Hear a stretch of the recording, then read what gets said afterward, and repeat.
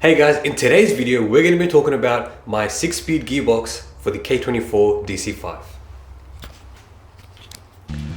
So guys, the K24 is just about ready to go back into the car.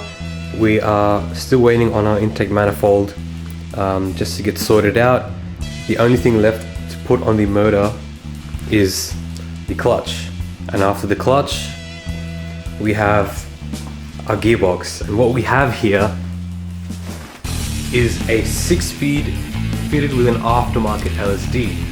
Now this transmission is from a Honda Accord CL7 or 9 CL9, and this is the factory Accord gearbox that you get with, I guess, in Australia, in Oceania probably, with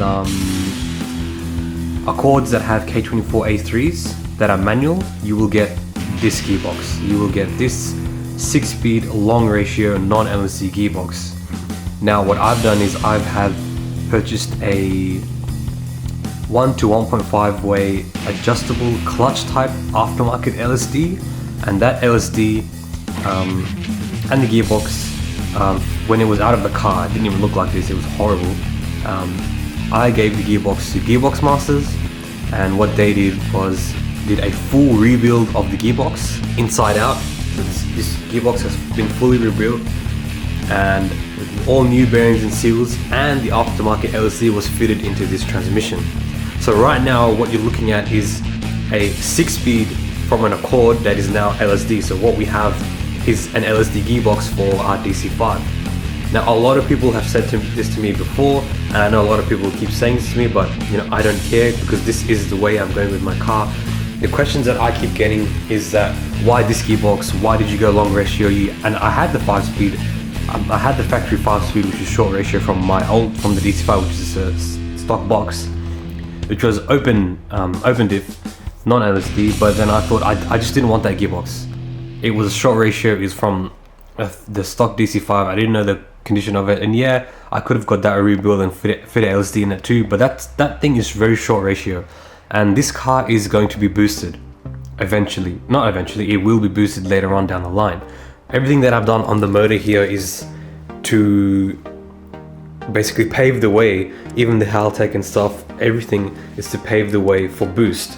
I'm making this car boost ready, but I'm not boosting it yet. I'm getting it in the car running and set up first. So that's why we're going with this box. Now you can say it's overkill. I don't think it's overkill. This is the necessary steps to take to make sure this car will perform at a level that I want on the circuit. Remember, this car is going to be a circuit car. Yeah, it's going to be on the street and have street registration maybe for a while, especially because I want to drive the car. But definitely this car is going to be seeing a lot of track time, and it's going to be focused on the track and multiple tracks across Sydney, across Australia hopefully.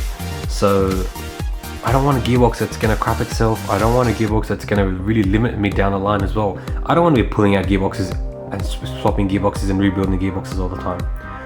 So that was the main question that I got a lot, was I guess because there's the I guess there's just the stereotype and thought around Honda is you gotta limit bash your Honda, it has to be short ratio. You know,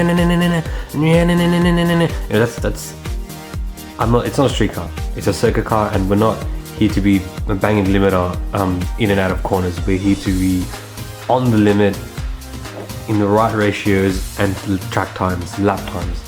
So this is why we went with a long ratio, and I know it is pretty long ratio. I've driven this long ratio Accord gearbox before when it was in the Accord.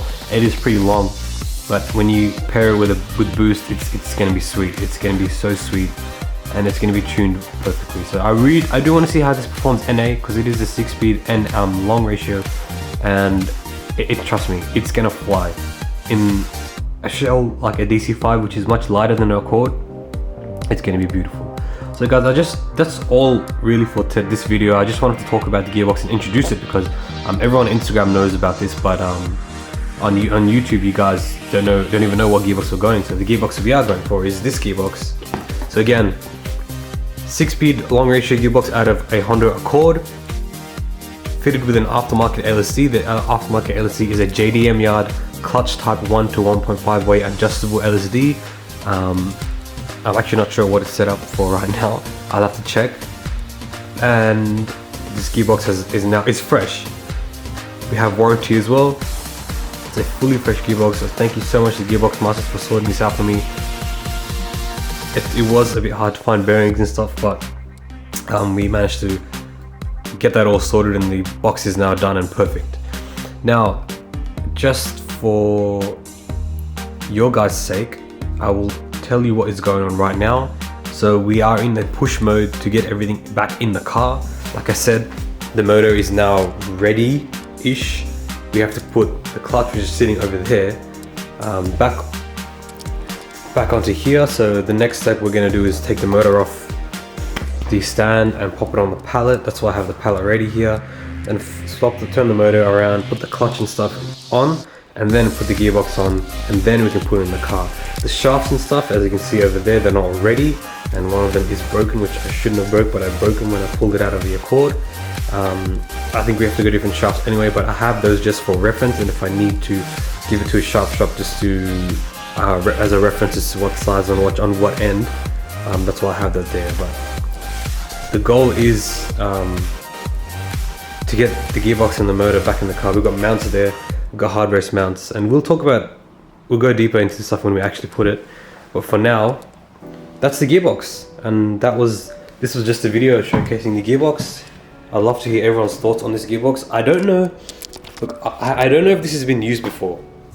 I've been looking online and I can't find anyone who has used the Accord 6-speed in LSD in a K-swapped situation. It's always the shorter ratio, the Type I gearbox or the non-Type I gearbox.